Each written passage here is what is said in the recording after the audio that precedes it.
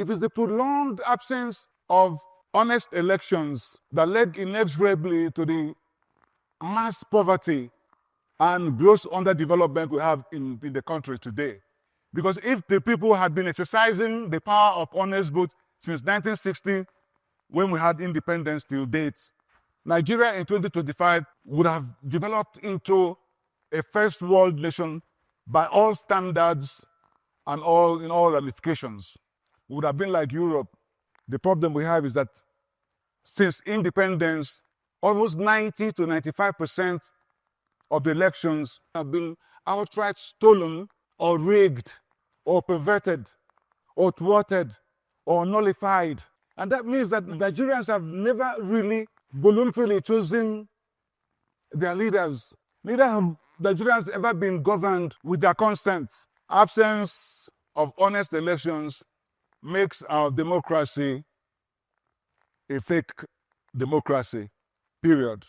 In Nigeria, the simple and painful reason why elections have been rigged all the time is that those people who have been vested with the power of appointing the electoral officers have by themselves been contestants, either by themselves or their political parties or their preferred candidates. They have been contestants in the same elections in which they appointed those who are conducting the elections. And so permit me to inform you that although it is very, very important to make bimodal voter accreditation system and electronic transmission of results via IREV all legally mandatory in the conduct of our elections in Nigeria. But I'm sorry to disappoint you that BVAS and IREV cannot solve the problem of electoral rigging in Nigeria without the neutrality and impartiality of the electoral bodies. Because those systems are vulnerable to manipulation. All those who direct, plan, superintend election rigging in Nigeria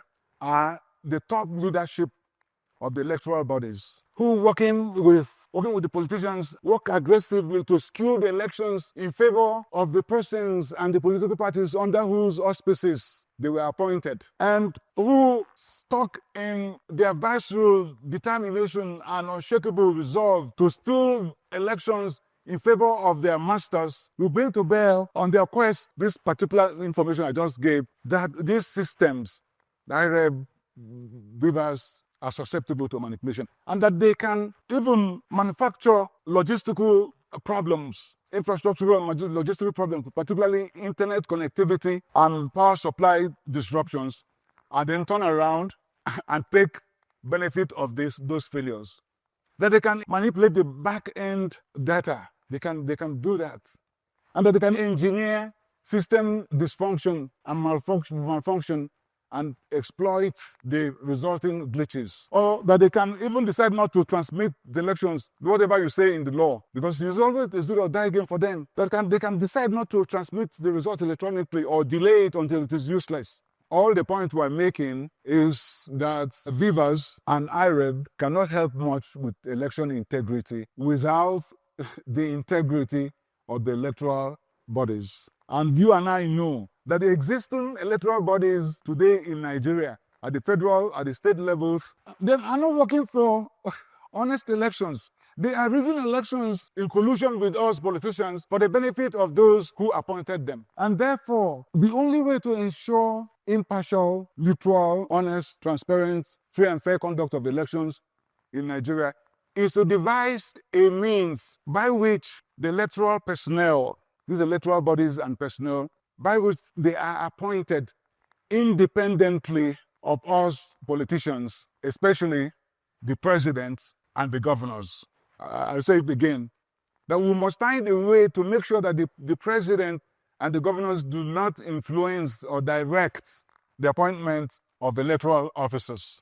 And so, in order to usher in the era of honest, transparent, free and fair elections nationwide under one independent, neutral, and unbiased electoral body, being inescapably the necessary and the only means we can lift Nigeria and our people, our brothers and sisters, out of poverty, and the only means with which we can reach the potentialities of God's endowment upon us, including taking our pride of place in the league of great and egalitarian nations, I do move a motion for constitutional amendment to provide for the establishment of a new, truly and literally independent National Electoral Commission charged with the conduct of all elections and for all elected offices. And that the new INEC be composed and constituted by 13 commissioners. 6 of the commissioners will be elected by the underlisted 6 Nigerian labor and professional organizations, and 6 commissioners will be nominated by the United Nations from across the world, and 1 commissioner observer will be nominated by Transparency International. That, I propose, will be our new INEC, for the first time appointed without the influence of us politicians. Of course, the new INEC will have the power to hire, to elect, and to remove their chairman, and to hire and fire all staff, including the chief executive officer.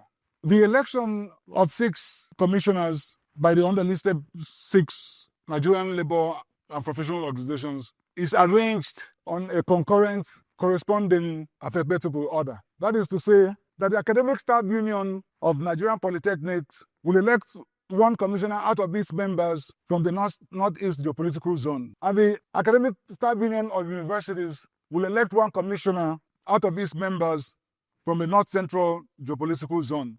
That the Institute of Chartered Accountants will elect 1 commissioner out of its members from the Northwest geopolitical zone. That the Nigeria Bar Association will elect 1 commissioner out of its members from the Southeast geopolitical zone. That the Nigerian Medical Association will elect 1 commissioner out of its members from the Southwest geopolitical zone. That the Nigerian Union of Journalists will elect 1 commissioner out of its members from the South-South geopolitical zone. Politicians and those who have held political offices will not be qualified to be elected to serve in the new INEC. And the United Nations and Transparency International will not nominate a Nigerian or any person indigenous to Nigeria. Their own nominations will come from their staff. And it will be the responsibility of the president at the appropriate time to receive and collect the names and curriculum vitae of the nominees and nominees-elect for transmission to the National Assembly for confirmation. No commissioner-elect or nominated may be rejected except with the concurrent resolutions of the National Assembly, the Senate and the House of Representatives, by resolutions supported by at least 2/3 majorities of the Senate, all senators, and 2/3 majorities of all honorable members of House of Representatives, and all voting in person in a secret ballot televised in real time. And for the purposes of this exercise, voice votes will not be lawful.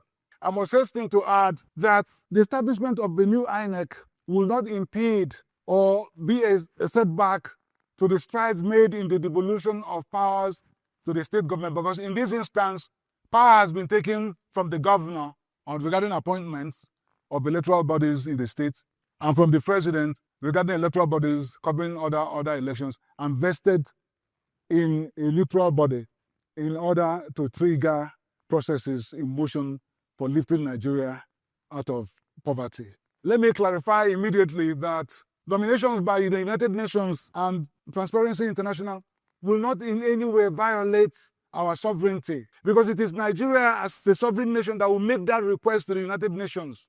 It's Nigeria as a sovereign nation will make that request to the Transparency International.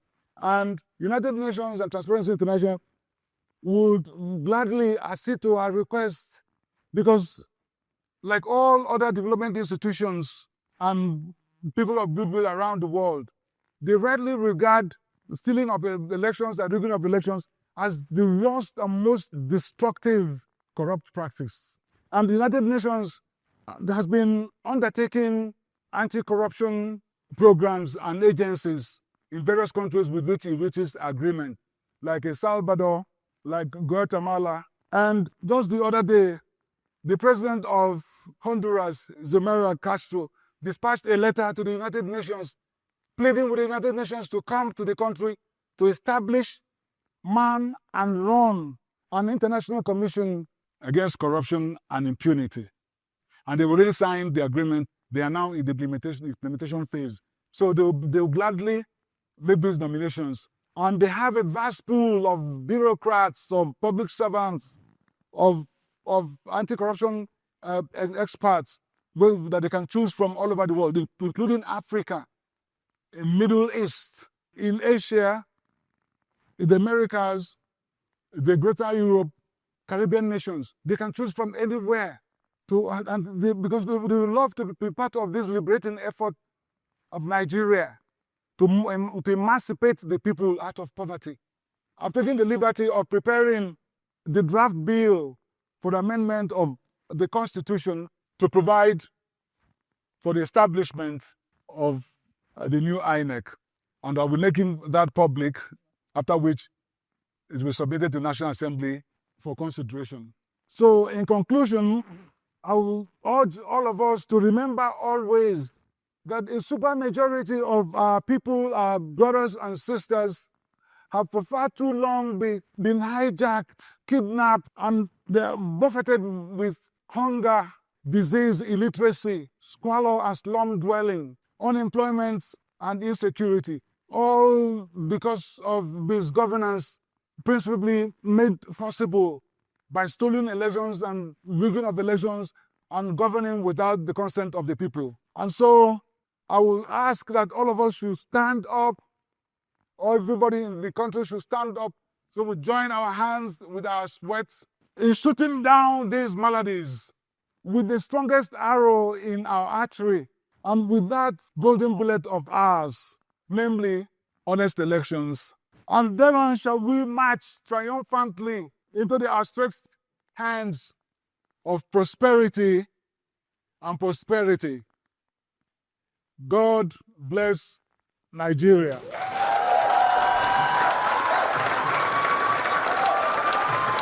Thank you.